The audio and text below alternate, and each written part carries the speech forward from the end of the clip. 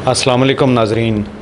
YouTube channel साझा साहिवाल के programme बैठक में आपका होस्ट, आपका दोस्त, आपका भाई शफ़क़त बघेला आज एक नया प्रोग्राम लेके आपकी खिदमत में हाज़िर हुआ हूँ। आज आपको एक ऐसी शख्सियत से मिलवाने जा रहा हूँ जो किसी तारफ़ की मोहताज नहीं। वो हमारे साहिवाल का बहुत बड़ा नाम है, जिन्होंने थोड़े ही अरसे में अपना नाम पैदा किया और शायरी के मैदान में अपना मकाम पैदा किया। बहुत खूबसूरत लिखारी, बहुत खूबसूरत मौसीकार, गुलूकार, नात खान, अल्लाह पाक ने उनको बहुत सारी नेमतों से नवाजा है। मेरी मुराद हैं जनाब शबीर शाहिद साहब। जनाब शबीर शाहिद साहब, आज हम आपको अपने प्रोग्राम बैठक में खुश आमदीद कहते हैं। जी बहुत शुक्रिया, थैंक यू जी। जी शबीर साहब, ये आज हमारे लिए बड़े एज़ाज़ की बात है कि आपने हमें अपने कीमती टाइम से नवाजा, कुछ वक्त दिया, क्योंकि हम अरसा दराज से आपसे ये अपॉइंटमेंट ले रहे थे कि हमारी आपसे मुलाकात हो जाए। अल्लाह का करम हुआ कि आज आपसे मुलाकात हुई, आपकी ज़ियारत हुई, आपसे मिलने का मौका मिला, बड़ी खुशी हुई। अच्छा जनाब शबीर शाहिद साहब, मैं आपसे सवाल करूँगा कि आपने ये जो शायरी है ये कब शुरू की? जी शफ़क़त भाई, ये बात है कि 1999 में तकरीबन पहली बार जब मैट्रिक किया तो पहली बार मुझे ये एहसास हुआ कि शेर कह सकता हूँ। उस वक्त मैं नात खान भी हुआ करता था, मतलब नातिंग ख़ुद अपनी आवाज़ में पढ़ा करता था। तो जब शेर कहने का ये ख़ुद पे मतलब मैं ख़ुद को दरियाफ़्त किया कि मुझे शेर कहना चाहिए। एक शेर कहा, दो कहे, एक दोस्त को सुनाए, उसने दाद दी और मुझे कहा कि यार बहुत अच्छा है, आप शेर अच्छा कह लेते हैं।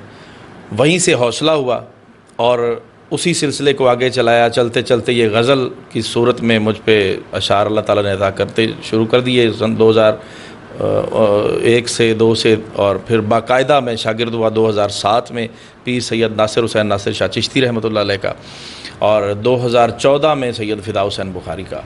तो उसी तरह ये इन असातिज़ा की सरपरस्ती में ये सिलसिला मेरा, ये नात ख़ानी भी साथ साथ और ये जो शायरी है, ये सिलसिला बाकायदा आज 2022 तक मेरे साथ है और इंशाल्लाह मरते दम तक रहेगा। अच्छा जनाब शबीर शाहिद साहब, मैं एक और सवाल आपसे करूंगा, क्योंकि आप कह रहे हैं कि आप छोटी उम्र में थे तो आपने नात जो है वो शुरू की। अच्छा, उसके बाद आपको मैंने तरन्नम में भी सुना है। आप माशाल्लाह बहुत खूबसूरत गायक भी हैं, आप मौसीकी को भी जानते हैं, मौसीकी के रमूज़ व औक़ाफ़ को जानते हैं। क्या आपका इस मौसीकी में भी कोई उस्ताद है? जी मौसीकी में बाकायदा उस्ताद तो नहीं है, लेकिन ये था कि जब नात खान में था तब अहमद अली हाकिम साहब हमारे इलाके के, हमारे पाकिस्तान के बहुत बड़ा नाम है, वो मेरे उस्ताद थे। और जो नात खानी वाला दौर है वो उसमें तरन्नुम में मैं उनका शागिर्द हूँ। अच्छा जनाब शबीर शाहिद साहब, एक और सवाल मैं आपसे करूंगा जो मैं ज़रूरी समझता हूं, क्योंकि एक थोड़ी सी कन्फ्यूजन है जो कभी क्लियर नहीं हुई। जब भी किसी शायर से सवाल किया जाता है ना कि आपने शायरी कब शुरू की और क्यों की, क्या आपका मरकज़ कोई चीज़ है, कोई इंसान है, आपने किस से मुतासर होकर शायरी की, तो अक्सर लोग कह देते हैं कि नहीं, शायर के अंदर एक शायर होता है, वो शुरू से ही शायर होता है तो वो चीज़ बाहर आ जाती। लेकिन आपसे मैं आज ये क्लियर करवाना चाहता हूँ, मेरी नाजरीन की कन्फ्यूजन दूर हो जाए। जब हम कभी किसी को सुन रहे होते हैं, पढ़ रहे होते हैं, तो वहाँ पे अक्सर जिक्र होता है वो खिड़की से निकलता था, खिड़की से आया, और बादल थे, बरसात थी। वो कौन होता है, ऐसी क्या चीज़ होती है, इस बारे में आप क्या कहेंगे? शफ़क़त भाई, बात यह है कि समत हमेशा लाजमी होती है तो बंदा उसकी तरफ सफ़र करता है, मंजिल कुछ होती है तो बंदा उसकी तरफ चलता है, रास्ते हमेशा मंजिलों के होते हैं। तो ज़ाहिर है जब बंदा अवाइल उम्री में होता है तो रोमांटिक शायरी ज़्यादा होती है बंदे पे। रोमांटिक शायरी के लिए कोई ना कोई शख्सियत, कोई ना कोई समत, कोई मंजिल तो होती है ज़ाहिर है। अब होता ये है कि ये बाद में वक्त गुज़रने के साथ साथ ये मैच्योर हो जाता है बंदा, और ये समत जो है ये बदलती रहती है और वो समत मोतबर होती जाती है। फिर बंदा रोमांस भी लिखेगा बाद में तो उसका मरकज़ कोई शख्स वाहिद या वो चीज़ नहीं होगी। ज़ाहिर है अंदर की वारदात तो अंदर की हद तक वो शख्स वाहिद ही होगा, लेकिन फिर वो मुआशरे के दुख लिखना शुरू कर देता है। यानी चाहे वो हिजर लिखे, चाहे वस्ल लिखे, या चाहे मुआशरा लिखे, वो ऐसा लिखता है जो हर बंदे को लगे कि ये मेरी स्टोरी है, ये मेरे बारे में ये शेर कहा गया है। और शेर की یہی خصوصیت ہے اچھے شعر کی کہ وہ جو بھی کوئی پڑھے اسے لگے کہ یہ میرا ہے۔ اچھا، آپ کی ان باتوں سے آج محسوس ہو رہا ہے آپ کا مقصد یہی ہوا نا کہ حقیقی عشق کی جو پہلی سیڑھی ہوتی ہے وہ مجازی ہوتی ہے، اس کے بعد بندہ حقیقی عشق پہ پہنچتا ہے۔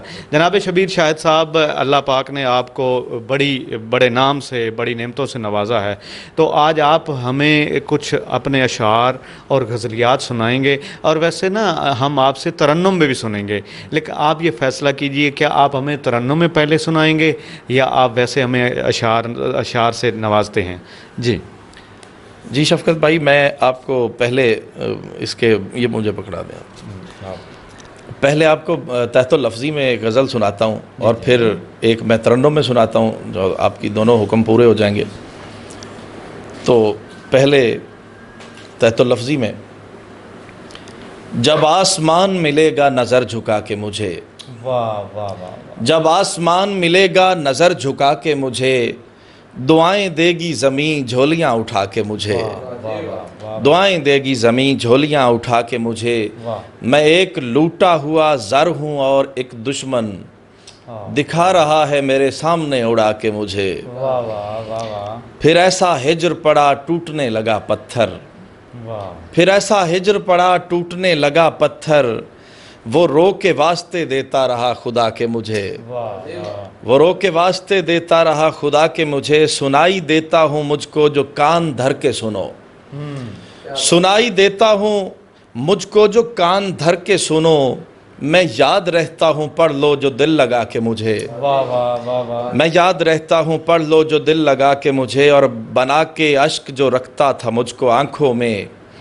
گواہی دے گا وہ آنکھیں بہا بہا کے مجھے، نگاہ پھیر لی چہرہ بدل لیا کچھ دیر، نگاہ پھیر لی چہرہ بدل لیا کچھ دیر، وہ آزمانے لگا تھا دیے بجھا کے مجھے، وہ آزمانے لگا تھا دیے بجھا کے مجھے، میں بکھرے لفظوں سے بڑھ کر وگرنہ کچھ بھی نہیں، میں بکھرے لفظوں سے بڑھ کر وگرنہ کچھ بھی نہیں، سنوارتا ہے کوئی حاشیہ لگا کے مجھے، سنوارتا ہے کوئی حاشیہ لگا کے مجھے، اور بہشت چھوڑ کے آیا ہوں میں یہاں شاہد، بہشت چھوڑ کے آیا ہوں میں یہاں شاہد، تو لطف لینے دے فی الحال تو سزا کے مجھے، تو لطف لینے دے فی الحال تو سزا کے مجھے۔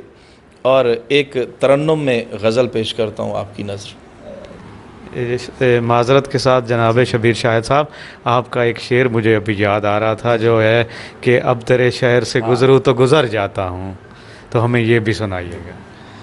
جی وہ بالکل وہ معروف ہے اور میری پہچان ہے وہ شعر کے: جا محبت سے تیری میں ہی مکر جاتا ہوں، جا محبت سے تیری میں ہی مکر جاتا ہوں، خود تیرے ذہن کے پردے سے اتر جاتا ہوں، اب میری راہ میں حائل نہیں ہوتی یادیں، اب میری راہ میں حائل نہیں ہوتی یادیں، اب تیرے شہر سے گزروں تو گزر جاتا ہوں۔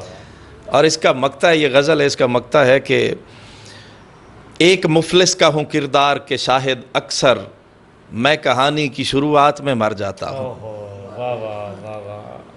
یہ ترنم کے ساتھ ایک غزل پیش کرتا ہوں۔ انہیں بھی ایک نظر دیکھ دور جاتے ہوئے، انہیں بھی ایک نظر دیکھ دور جاتے ہوئے، جو رو رہے ہیں مقدر کے گیت گاتے ہوئے، انہیں بھی ایک نظر دیکھ دور جاتے ہوئے، جو رو رہے ہیں مقدر کے گیت گاتے ہوئے، انہیں بھی ایک نظر دے۔ خزاں میں کاغذی گل سے بہار لاتے ہوئے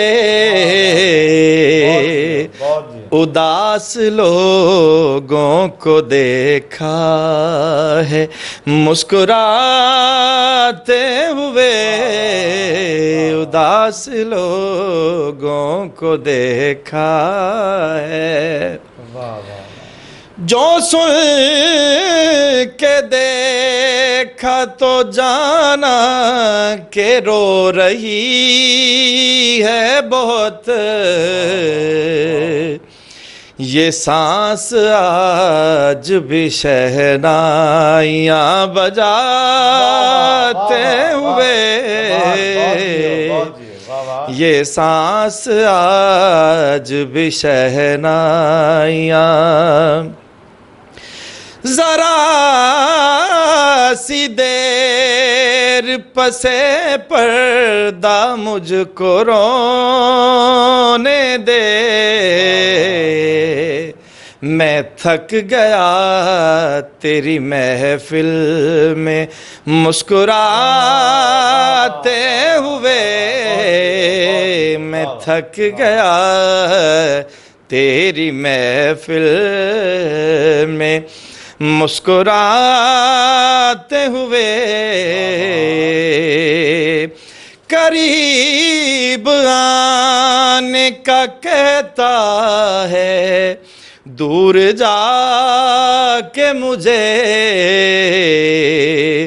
وہ درد بانٹنے لگتا ہے، دل دکھاتے ہوئے وہ درد بانٹنے لگتا ہے، سروں پہ دھوپ تو پیروں میں آبلے پہنے،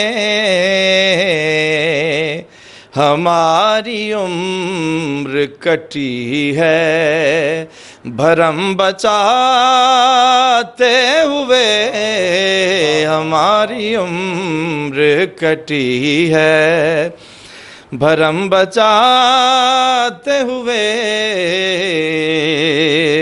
مجھے لگا ہے اسے بھی میری ضرورت ہے، وہ آج رویا ہے مجھ کو گلے لگاتے ہوئے، وہ آج رویا ہے مجھ کو، ٹھہر گیا تھا یہاں موسم خزاں شاہد، کہ سر جھڑے ہیں چمن میں بہار لاتے ہوئے، کہ سر جھڑے ہیں چمن میں بہار لاتے ہوئے، جو رو رہے ہیں مقدر کے گیت گاتے ہوئے، انہیں بھی ایک نظر دیکھ دور جاتے ہوئے، انہیں بھی ایک نظر دیکھ۔ جی بہت شکریہ جناب شبیر شاہد صاحب، آج آپ ہمارے پروگرام کی زینت بنے، آپ نے قیمتی وقت سے ہمیں نوازا، اس کے لیے ہم آپ کے بڑے ممنون ہیں۔ تو ناظرین، یہ تھے ہمارے آج کے مہمان، اس یوٹیوب چینل سانجا ساہیوال کے بیٹھک پروگرام کے مہمان جناب شبیر شاہد صاحب۔ آپ نے ضرور ان کا کلام سنا ہوگا۔ اگر آج کا ہمارا پروگرام آپ کو اچھا لگا ہے تو آپ نے ایک کام ضرور کرنا ہے، ہمارے چینل کو سبسکرائب کرنا ہے، تاکہ ہماری آنے والی نئی ویڈیوز اور کہانیاں آپ تک بر وقت پہنچتی رہیں، اور اگلی ملاقات تک کے لیے ہمیں جانا ہوگا، کیونکہ دوبارہ آنے کے لیے ایک بار جانا ضروری ہوتا ہے۔ اگلے پروگرام تک کے لیے دیجیے اجازت، دعاؤں میں یاد رکھیے گا۔ آپ کا بھائی، آپ کا ہوسٹ شفقت بگھیلا آپ سے اجازت چاہتا ہے۔ اللہ نگہبان۔